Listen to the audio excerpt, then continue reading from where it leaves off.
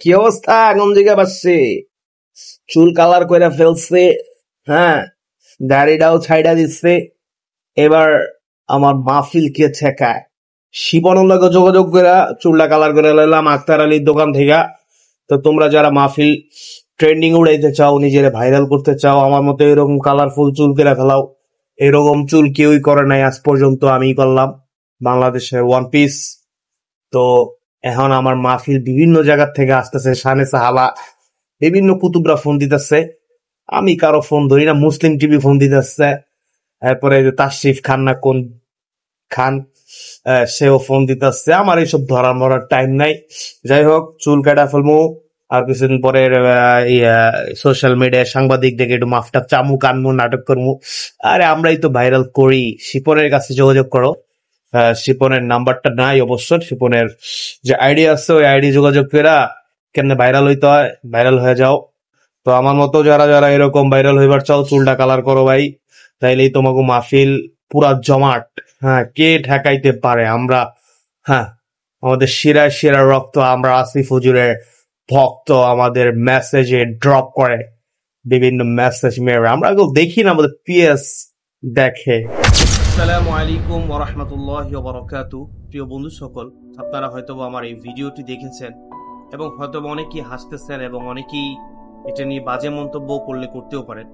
তো আপনারা হয়তো রিসেন্ট একটি বিষয় আপনারা খেয়াল করেছেন যে বক্তা থেকে টিকটকার হয়েছে একটা ছেলে, নাম তার ওমর ফারুক আল আজমি।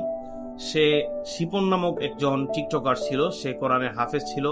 সেই কোরআন হাফেজ থেকে সে টিকটকার হয়েছিল, আবার পরে আবার কোরআনের হাফেজ বা তার যে লাইন, সেই লাইনে সে চলে গিয়েছে।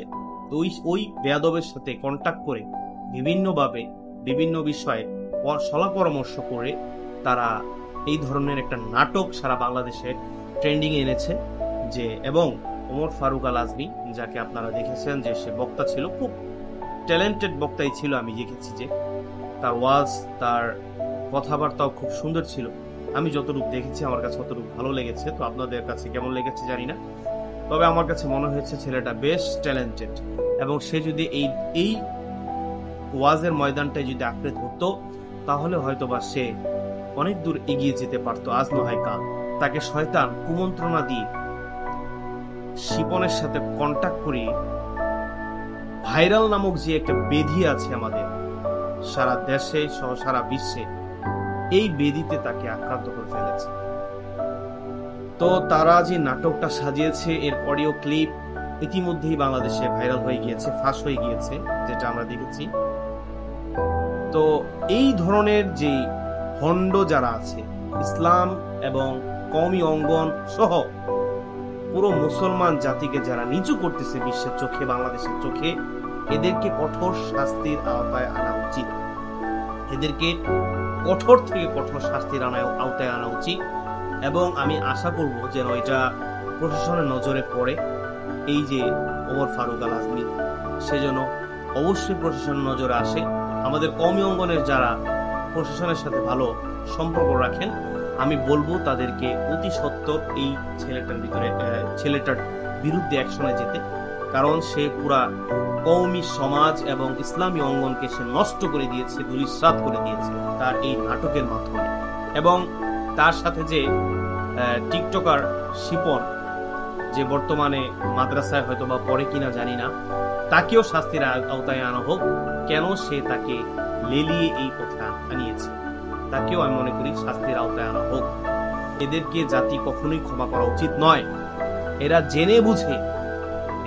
জেনে বুঝে সুস্থ মস্তিষ্কে এই কাজগুলো করেছে।